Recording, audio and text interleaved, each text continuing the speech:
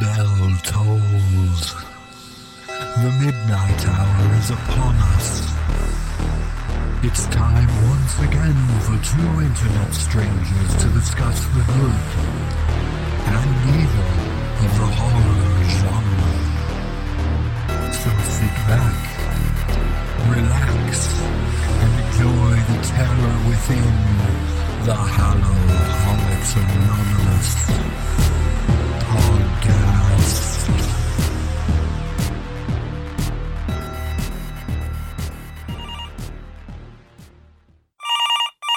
Hello? Have you checked on the children? I don't have kids. Oh, wait, isn't this the Sampson residence? No, dude. Oh, damn. Okay, well, your friend in the hallway probably has a concussion. Sorry about that. Oh, so you really need to get your attic window fixed. It's dangerous leaving them open like that. Any maniac could just come in and murder you in a clown suit. Oddly specific, but good to know, dude. Thanks. Oh, I've got this splitting pain in the back of my head. Yeah, your scalp is bleeding too. You ready to start the podcast? Hi, I'm Maddy. And I'm Corey. And this is Hallow-Holics Anonymous. A show dedicated to all things horror and occasionally Halloween. So, this week, we are taking on Babysitters. Babysitters. Yes. As we know, it's a very dangerous profession. And, frankly, babysitters can be dangerous too. Yeah, I was going to say we have both kinds. We have victim and perpetrator. Heads and tails. Yes. Yin and yang. I was going to say that next, and then I chose not to. Unfortunately, you chose to. Now, how did we decide on this one? Oh, I was going to go see a movie anyway. Yeah, you were going to go see House of the Devil, and I'm like, well, I could watch that again. And then you decided the Babysitter would fit. Not because of the Babysitter thing. It was just completely accident. Mm-hmm. It was just complete accident, so. Yeah, it was kind of funny that way. But both of these are some recent, well, okay. By our standards, they're fairly recent movies, because we don't do a lot of 2000s films too often. But I was actually pleasantly surprised, because this week was the first time I'd seen either of them. I liked both of these movies, even though they were wildly different. Yeah, I really dug both of them, too. I had seen both of them already, and had already loved both of them. But going back, like, especially The Babysitter, I loved it even more. Mm-hmm. Also, I feel like both Mary Warnov and Tom Noonan, we can't escape from them. Oh, no. Tom Noonan, he's everywhere. I was actually going to mention this during your movie, but, like, he follows me. I swear to God. But that's not a bad thing, right? No, not at all. He's great in everything. I'll look him up when you're talking about your movie, and so I can remind myself where he follows me. Well, Monster Squad was one of them, and Wolfen. Wait, who was he in Monster Squad? He was the monster. Wait, what? He was Frankenstein's monster? I'm pretty sure he was. Let's look that up. No, that wasn't him. Are you sure? Finally, I'm going to be right. He may have been in it, but he definitely wasn't. He was Frankenstein's monster. Yes, he was. No. That was right. Yes. No. No, that's another guy. That's not him. It can't be. It is him. IMDb rarely lies. I need to look at him again, because I honestly thought, like, I didn't look it up beforehand, but I seriously thought it was another dude. Not at all. You were probably thinking about the other actor who does a lot of costume roles, who was in he was in Hocus Pocus and Hellboy. You're probably I wasn't thinking about him. I was thinking about I can't. He's one of those that guy actors where he was in a bunch of stuff in the 80s and early 90s. Usually funny character roles. That's who I thought. That sounds like Tom Noonan. Oh, you know what? I think the dude I'm thinking of. Oh God, I'm gonna feel real stupid in a second.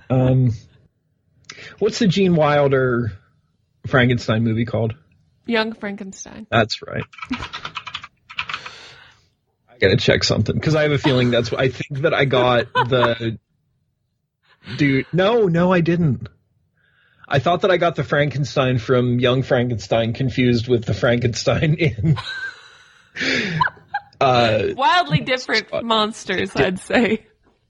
So I'm going to have to do some research and get back to you, but I'm pretty sure the actor I'm thinking of played Frankenstein at one point. Okay, fair enough. But the point being is that I was right, and it was Tom Noonan. Totally. Let's mark that down in the records, guys. On November 6, 2019, once again, Maddy was right. God damn it. That happens all the time. I was so sure this time that there was no way Tom Noonan was...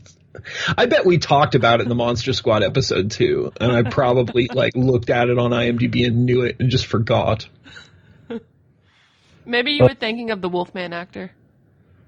No, I wasn't thinking about him. At any rate... November 6th, Maddy was right.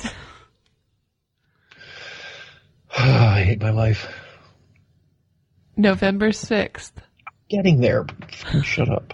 Remember, the 6th of November. On this day in horror history. Ethan Hawke, who was in Gattaca, The Purge, Sinister, and Daybreakers, was born in 1970.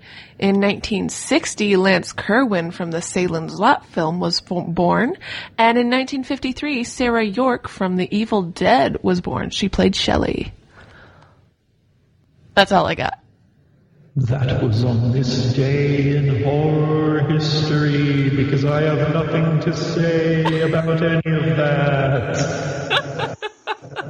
Yeah, I guess dates are a little bit more difficult to banter off of. Yeah. I mean, normally I can come up with something, but I had nothing. So first impressions of The House of the Devil before I start the trailer is that, I thought I was walking into a very different movie than what I saw. I felt the same way. I thought that we were walking into something that was going to play with the tropes a little bit instead of just nail them head on. Yeah, you know? In a good way, not in a joke, a bad way. Right. Not in Dear God, no. Yeah, exactly. I love it. It's perfect. About the deposit, I'll agree to waive all the deposit stuff. You just give me the and first just month's you down, we'll thought call it a day, all right? Dee Wallace was going to have a bigger role. It was just such a surprise. I remembered her coming back at the end the first time I saw it. My brain just invented more Dee Wallace. I was very confused the second time I watched it. I think there might be a Dee Wallace effect because I always imagine Dee Wallace coming back into the movie at the end, no matter what movie I'm watching.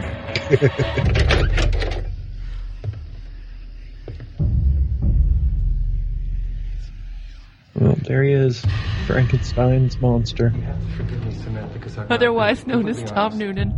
Otherwise known as Tom Noonan. Oh, and she was in it. I always forget her name, but I love Mary her. Warnoff. She's in Rock and Roll High School. Yeah. Hey, I know you're right. And Terrorvision. And Night of the Comet. Yeah, Terrorvision. Yeah. And Eating Oh, Raoul. Night of the Comet. We've got to watch Night of the Comet. Oh, I love Night of the Comet. Me too. Chopping Mall. She was in Chopping Mall. Mm-hmm. God, she was a big part of my childhood. You know what? It does have a lot of a Roman Polanski feel to it when you think about it. But maybe not mention Polanski. Sort of like that.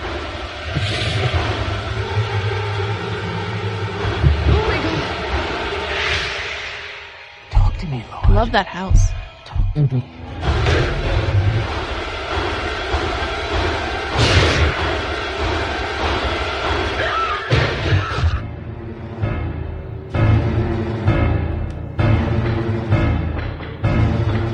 So there it is. Half of the dialogue of the movie in that trailer. But none of the dancing. The dancing... Okay, I loved the dancing, but before we get to that, let's get to my comic synopsis that I traditionally do at the beginning of all these movies. Right. We've all been desperate. I'm sorry, I don't mean to interrupt, but these are going to be hard, dude. We can't, I don't want to spoil either of these movies for anybody. Yeah, I'm not gonna do any big spoilers, so this is probably gonna be a fairly simple episode, just to say that these movies rock. We've all been desperate college students, or just desperate young adults, at one point or another. Some of us sell plasma, some of us participate in scientific studies, some of us are lucky enough to find a real job, and then there's those select few who get a sweet babysitting gig out of the blue. This is the story of a girl who does just that. with the unfortunate pitfall anybody has staying in a radically orthodox religious household. Who's in the religious house? Oh, clever. So this Took me a was, second. yeah, this was directed by Ty West, who also did The Innkeepers, which I still haven't seen. I really, a lot of people don't like The Innkeepers, and I'm not sure how you'll feel about it. No, I'm not saying that as in, like, I don't think you'll like it. I'm saying it's like, I actually don't know how you'll feel about it. Yeah, and that's why I've always been nervous about watching it, because I'm like, okay, I'm either really going to love this or really hate this, and I don't know if I'm in the mood for that disappointment.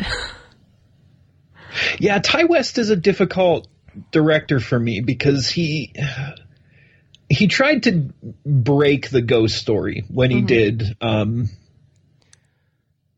movie we were just talking about, and I can't remember what. Innkeepers.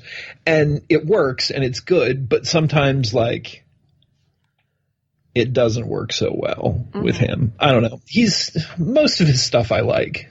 You know, I got a kind of, it's funny you say that because I was thinking sort of something along those lines, in that his style also kind of reminded me of Oz Perkins, who did I Am the Pretty Thing That Lives in This House, and oh gosh, what was the other one? The one with the girl who basically like went to that school and thought the devil was the boiler or something, and it was very confusing, like flash forward. Oh, Blackcoat's Daughter. Blackcoat's Daughter, yeah. Yeah. Like this movie kind of made me think of like those Oz Perkins movies. They both have that kind of silent retro look to them, I guess. Yeah, I mean, this movie definitely was definitely retro, like from the credits to the time period to her Walkman. Which, watching that, I was like, I miss my Walkman. I miss those old cheap headphones with the metal headbands and the foam earpieces, because they didn't hurt. Earbuds were forced on us, people. None of us wanted to transition into those. And can we stop lying and pretending we love them? Now, we're not a tech podcast, but I happen to be a pretty big fan of Samsung's Galaxy series of things. I have the watch, I have the phone, I have a Note 9, and I have Galaxy Buds, which actually I really like, not just as earbuds, but I like them as headphones. They sound good enough. I mean, I obviously wouldn't like mix a track down in them or anything. They sound good. They fit my ears well. So they're not like they're not like the other earbuds, Maddie. They're not the ones that hurt you. You're just another zombie of the mega corporate earphone industry. Well, the other headphone news I have for you is going to blow your mind. That pair of metal earphones that you missed so much from your childhood now exists on Amazon as a Bluetooth version that looks the exact same, complete with the orange foam. Oh my gosh. Yeah, I'll post the link in the chat. But yeah, I keep almost buying them. But I mean, I think we've talked before about how many pairs of headphones I actually have, and I don't need more. My $5 headphones finally, like, one of the ears went out the other day. I need new headphones. And that's what this show is all about. Headphones. Well, seriously though, I would look at these headphones if you like that retro look. They're getting decent reviews too. It's kind of funny that during our Rocktober event, we touched on heavy metal horror, and some of them kind of pulled from the Satanic Panic inspiration. This movie, like, unintentionally, like, is the most accurate representation of what people were really afraid of with Satanic Panic on the news. The Babysitter to a point as well. Yeah, like the urban legends. This is the visualization of all the fear every paranoid parent probably would have had in the late 80s. Yeah. From a technical standpoint, though, what I really loved is that Ty West, like, he was so accurate with a lot of the film itself, but he also used camera techniques and tricks that were really popular in the 80s, too, just how they staged the scenes. And it really made me miss old movies. Yeah. I mean, not only with stuff like that, but he also did that. It's one of my favorite things, and it's such a simple thing, too. When the movie titles come up, when the title of the movie comes up, he just stops the action and pauses what's going on. Like when she's walking down the street, he just pauses it and House of the Devil comes up. That's so old school and so fantastic. Yeah. Like, really, It's so weird to me how this movie kind of feels like it flew under the radar for a lot of people, unless you're a diehard horror fan too. Cause it did. I mean, it's been out since 2009. Mm-hmm. Like, it is that old, and I didn't see it until 2 years ago, maybe. I don't even remember how I found it. It's good enough to deserve more attention, and especially for because sure. I think the reason people don't like it is because it's a very quiet film and it takes time to build the story, which a lot of people can't stand these days. But it does it so well that by the time the action really amps up, it's incredible. Even though it's only like a 5 or 10 minute scene. Yeah. Without giving anything away, that first murder happens at the perfect point. Yeah. Like, the movie's been pretty slow and not a whole lot's been happening, and you're starting to get a little antsy. Or like, starting to "This is weird," think about but- getting antsy. Yeah. Yeah. And then all of a sudden that happens to put you right back in the proper mode. It's so it's just really well done. And if you, now this is going, I'm trying not to give anything away, but once you've watched this the first time and you watch it again, it colors everything that the father figure, Tom Noonan, actually says to the girl when she's coming to the house to babysit. Everything takes on another meaning, and it's so cool. And what seemed like an awkward, over-the-top weird guy, he seems less weird because you know what his purpose is. Yeah. And you know what? In my opinion, I don't think he's a really bad guy. I think he went into this with the best of intentions from his own perspective. Yeah, but I imagine that can be said with all religious zealots that do horrible things. They've got good intentions. Now, do you know what the budget for this movie was? I do not. Can't imagine it was much, though. I mean, the whole thing took place in that house, pretty much. It was only, and I say only because I will never have this kind of money, so in movie money, this isn't very much. But $900,000. Wow. Like, a budget today being $900,000 and then being this high quality is almost unheard of. Mm-hmm. And I'm willing to bet most of that went into the camera work and lighting alone. Oh, yeah. I mean, it definitely didn't go and get into it. Definitely wasn't location because everything they used was cheap or free. Mm-hmm. And, you know, the one thing that I loved about this, like in a plot perspective, is that the prices in this movie were so scary cheap, and they always made it a point of you knowing how much everything costs. $8 for a delivery pizza, $300 a month for a nice multi-room rental house with no deposit. Are you kidding me? That's nuts. Yeah. Also, dancing in the dark with headphones in that living room looked super fun. Mm-hmm. God, apartments weren't even that cheap when I was a kid. When I was a wee lad. In a small town, for that matter. In a small town, huh? Yeah. Are you trying to make a joke there? I can't tell. I'm trying to lead you into the song, but you didn't start the lyrics, so. Oh, no. Living in a small town. It's all you, my friend. I think the way this movie did homage to 70s and 80s horror, it did it in a really elegant way. This movie was elegant, you know? It was classy. I think so, too. I agree. And it definitely, like, paid its dues with the actors and actresses that it used as well. Mm-hmm. Tom Noonan and what's-her-name are just old school and always perfect. Yeah, Mary Warnow, love her. Mm-hmm. Now, the actress who played Samantha, the lead girl, Jocelyn Donahue, do you think it was an accident that she looked so much like Jessica Harper from Suspiria? Because to me, that's what I saw when I looked at her. I didn't see that. I'm not saying it's not there. Now that you say that, I can see it. But no, I didn't even consider it. Also, there is a silver lining in this movie. I found the silver lining for her. What's that? She is not obligated to pay for that vase she broke. Yeah, I think you're right. I think there's the sun through the clouds. And even though neither of us is going to reveal what the twist was, I didn't see it coming, and I should have. They laid it out pretty simply, but I didn't see that coming. I didn't either, because it's kind of a twist on a twist. Mm-hmm. You know what I mean? Like, I didn't see the one twist coming, and then I definitely didn't see it coming at the very end. Yeah. And, oh gosh, it's so painful not to talk about it, but this is a movie that it's one of those movies we won't spoil. Right. This may be the only movie that's 10 years old that I'm not into spoiling for people, but it's just too good. Everybody has to see it. Yeah, it's because it's flown under the radar so much that you can't be blamed for not seeing it because hardly anyone seems to know about it. Mm-hmm. Now, The Babysitter seemed to have gotten a lot more attention when it came out. Yeah, I think The Babysitter, I think it got the attention it got because it was one of Netflix's earlier films, I guess. Not really earlier, but it was one of the few that actually I think had a chance at being good, so they really pushed it. Mm-hmm. And I'm glad they did, because it's fantastic. It's definitely my favorite Netflix movie, I think. It's one of my favorite Netflix movies. I've seen I can't think of... All right, tomorrow night, you, me, party.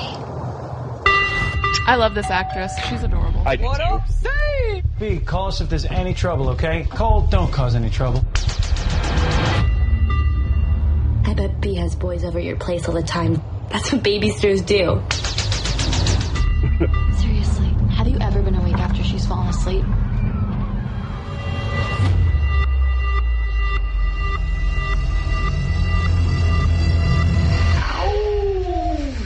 I felt so bad for him. I know.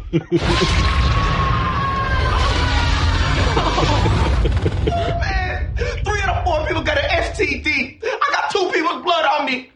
You do the math. 911. My babysitter is trying to kill me. Are the attackers in the house? They're downstairs having a blast. Alrighty, babes, let's head upstairs and get the blood of the innocent. This would go viral. I mean, nobody's done human sacrifice. People have always done human sacrifice. Yeah, but like, not in America with hot people. Hey.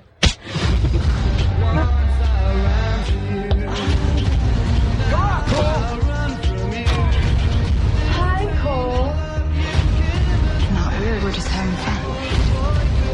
Things get messy when you make a Oh, deal they're with working the on a devil. sequel. Yeah, I know. I have a little bit about that. Why is he shirtless? That's your first question? There's only one way to end this, Cole. Fuck you!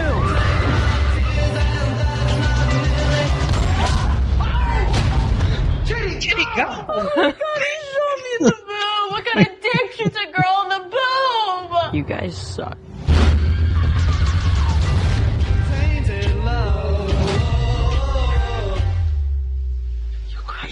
So again, like, I'm gonna try to keep this as spoiler free as possible, but this movie's so hard to talk about without spoiling it because everything is hilarious. Yeah. So Cole is a nerdy tween whose parents like to go have sex at hotels. It kind of amazes me that they can afford to go out almost every weekend. Like, that's realistically, they'd have to be in the upper middle class bracket. Yeah, that's what I'm thinking.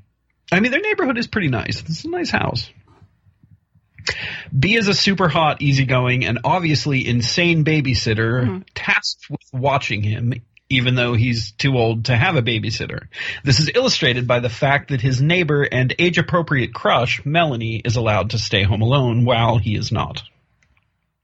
She is fantastic, too, that kid. Mm-hmm. Yeah. And it's not easy to, honestly, it's not easy to find good child actors. No, not at all. Or good teenage actors, either. Yeah.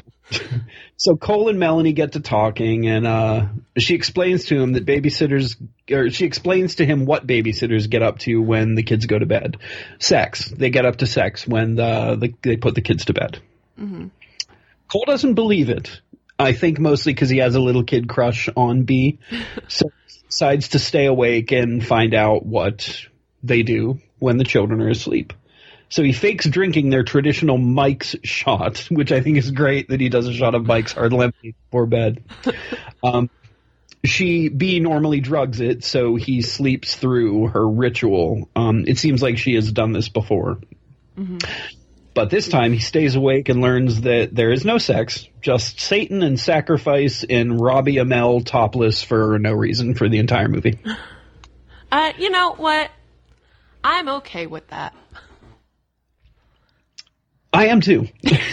So as I was writing this, a bit of a sidebar, I was rewatching the movie, as I do, and I was right at the spin the bottle scene when Allison, played by Bella Thorne, and B have their little makeout thing. So I'm writing my notes, I'm watching that scene, and my mom walks in and opens the door and says to me, "Are you recording?" So I paused it to talk to her, and I paused it right when B is biting Allison's lip. So on the screen is just like B pulling on her lip. It was hilarious. I don't even think my mom noticed.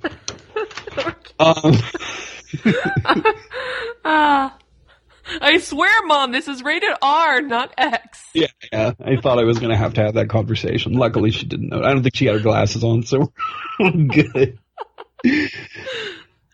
So this movie tries to, and succeeds. I'm not a fan of McG. I think he does a lot of terrible, terrible stuff. He did some good stuff back in the day, but generally he does crap. This is not crap. This is really good. And this movie's kind of meant to take the sort of coming-of-age story and the slasher movie and sort of turn it on itself, kind of. So you've got all the typical victims from a slasher movie actually playing the slashers, essentially. You've got B, who would obviously be the final girl. You've got Max, who would be the jock. You've got Sonia, who was the brain. Allison, who's the cheerleader. And then John, who would be the comic relief. And if we want to get less politically correct about it, he'd probably be like the token black guy. Well, they killed him in order of race first in this movie, so it probably is, yeah. I think they definitely did that on purpose then. Mm-hmm. And you've got the kid, Cole, and Cole's love interest, Melanie, which is pretty typical, but they even turn some of the coming-of-age stuff on its head, too, which I think is fantastic. They've got, there's an amazing scene where Max is chasing Cole around his yard, and the kid who's been bullied rides up on is egging his house, and Max is like, "Yeah, that kid's egging your house. You got to stand up for him." So the dude who's trying to kill him gives him a pep talk to go confront his bully. He goes and confronts said bully, and it goes horribly wrong. But I love that he earns the man's respect for trying. Yeah, I do too. And it just speaks to how willing this movie is to just do things differently than most other films in the same genre. It's absolutely amazing. The funniest, the hands down the funniest scene for me in this movie, though, is like when Cole figures out what's going on, when he goes back, when he runs back upstairs, he calls 911, and the operator's like, "Can you go find a place to hide? Stay on the line with me, blah, blah, blah." And for no reason, all of a sudden, he interrupts and he says, "I have to protect myself. Thanks." And she's like, no. Hangs up on the operator. It's so funny. Mm-hmm. Yeah, he's actually a pretty damn smart kid. Mm-hmm. I love though when they're trying to get the cop codes. I looked him up because I was curious while he was doing them. And she was like, how do you set them off and everything? How do you set them back? And when he went with 10-7, I think that means mealtime. Yeah, I think they said that, didn't they? Yeah, something like that. I just thought it was funny. Yeah, it was. So, normally I would complain about Robbie Amell right now because I've seen him, like, he's like CW's golden boy. He was in, like, The Tomorrow People. He was in The Flash. He's in a movie called The Duff. Like, and normally he's just really wooden and not very fun to watch. But he was phenomenal in this. Like, I don't know if it was the direction or they just let him, like, do what he wanted or if this was, like, a typecast for him. Robbie, but play yourself for once. This is the first time he's actually interested me in a movie. He was so good. Oh, the sequel. We should talk about the sequel, too. Mm-hmm. Yeah, so this is getting a sequel. It started filming, apparently, on the 14th of October. But Samara Weaving, who plays B, isn't signed on for, at least not officially. Like, I don't know if they're hiding her or what, but she's not on the sequel page, and none of the articles I read in my research said anything about her coming back. I'm sure she is, especially with the way it ended, but I really, really hope she comes back, and I really hope. I just saw another piece of trivia. I'm sorry, it took me by surprise. Lena Dunham is the 911 operator. She was the voice. Oh my gosh. Ty West also put her in, she worked at a coffee shop in The Innkeepers, and she's pretty funny in that, too. You know, she gets a lot of hate, but I don't hate her. I don't either. I think she's pretty funny when she does little stuff like this. Yeah, I mean, she's a very outspoken person, and I don't agree with her, but I'm glad she's willing to voice her thoughts, you know? Yeah, like she's tough. She's fearless. I can respect that. If I had to pick one nitpicky thing about this movie, which is a really small, dumb one that's just a preference thing, when the girls were making out at the party, they played I Want Candy, and that song always takes me out of a movie. I'm just like, I don't want to hear this in any film after I watched Marie Antoinette, and they played all of those period inaccurate 80s songs. I forgot about that. Yeah, it bugs me. So that yeah, they did the same thing in that Heath Ledger Night movie too. It was terrible. I hate when they do that. It makes you feel like you're watching actors, you know? Yeah. It's not that hard to play I don't like that music, either. But yeah. But the rest of the music was perfect. Like, I thought everything else they picked was spot on. Mm-hmm. I did feel very, very bad for the boy they killed at the party. Oh, yeah, that poor kid. And it was so sweet, like she goes up and talks to him, because in the beginning of the movie, you think Bea is this, like, sweet, nice girl, you know? And, like, Cole sees her talking to him, and he's all excited. Like, the kid is all excited because this girl's inviting him out and stuff. Mm-hmm. And she's all super nice to him in the spin the bottle scene, and then he's dead. Oh, and he did that thing that freaks me out where, like, he got stabbed in the head and doesn't immediately die and then can't, like, say things properly. Like, he says porpoise instead of purpose. Ooh, that was gross. You know, movies like this, which I'd say are slasher parodies, not parody really, but dark slasher comedies. It's very difficult to find one that's done well. A lot of times they're just a riff off of a riff off a rip off of another movie that didn't do it quite as well. But I would put this up there with I Know What You Did Last Summer and Scream. I'd put it in that bracket. Yeah, I mean, with Tucker and Dale versus Evil, pretty close. Yeah. Well, Tucker and Dale versus Evil, let's be honest, that's the best one out of all four, but I need to watch that again, because I may like The Babysitter a little bit better. Oh man, you need to rewatch Tucker and Dale. I think I just need to recharge my Tucker and Dale meter. It's come up a bunch lately. The universe is definitely telling me to watch it. It's just so rare for me to find a movie where I love the killers and the victims at the same time. How does that happen? Yeah, wait, you like the killers in that movie? I thought they were funny. This movie. Oh, okay. I did not like the killer in Tucker and Dale. I hated him the entirety of the that guy film. was a douche. Which was the point. Yeah, everybody was pretty fantastic in this movie, and I'm really glad they went with like the stereotypical like slasher characters because it just added so much to the ridiculousness. Yeah. Oh gosh, and not to give it away, but the bit with the car was just a wonderful way to like deal with the last of Cole's fears. Yeah, that was great. Everything that happened to everybody in this movie was just impressively brutal. Like the explosion scene where Cole gets blown upside down, does this awkward flip, and like still like and lands awkwardly on his feet and falls over. You know what I mean? From the basement. Like that was, and then all the deaths are brutal. The ones that are on screen, like the first one, he dies like 4 times before he actually hits the ground. Jesus. Yeah. The treehouse one is pretty phenomenal. Mm-hmm. And that one's actually slightly touching, too. I'm not dead yet!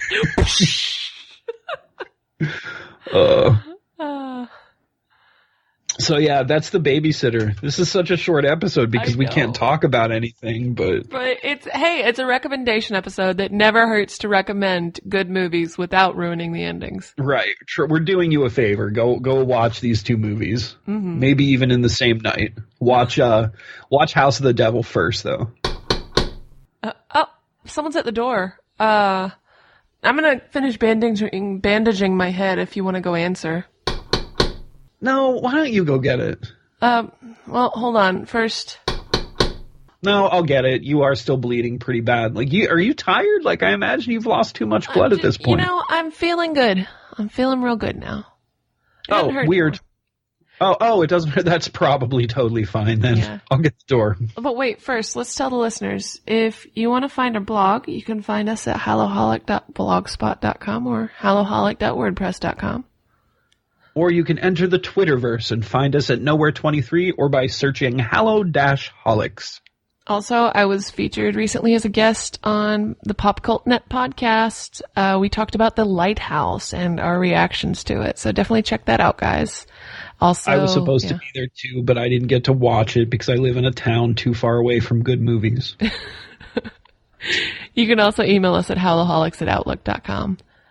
The man sharpening knives behind me wants me to tell you to go to Podpedia and look up our portal, HHA, or he says he's, quote, gon' cut me. Oh, wow, his language skills have deteriorated a little. What happened? Yeah, I think that I hit him in the head a couple of days ago when we did record, and he came over to, like, do his normal, like, muscling me, and I hit him with a golf club. Oh. Yeah, and I'm not sure he's recovered from that. Okay, well, I hope next week he's a little bit better. I feel bad for him, because he's a terrifying potential murderer. No telling how many people haven't told other people about the Podpedia, but he's a nice guy otherwise. Yeah, I mean, I may have overdone it because he threatens me a lot, but he's never really hurt me. So maybe I jumped the gun. So what movies are we talking about next week? Tootsie and The Land Before Time.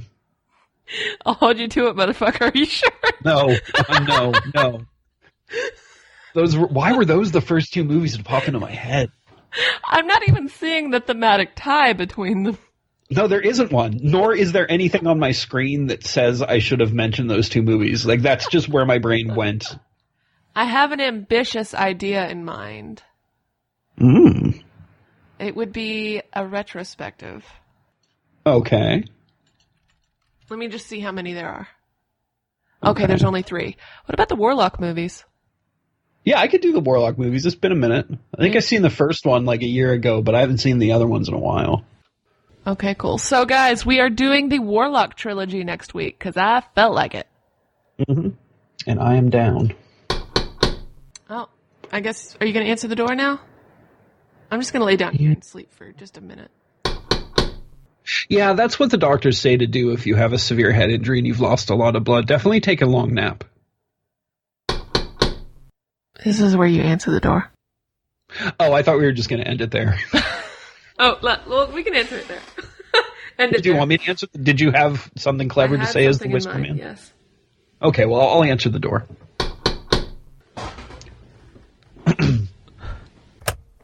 Yeah, hello? What are you doing in our house? I don't know why I knocked on my own door, but what are you doing in our house? This is... Maddie, run!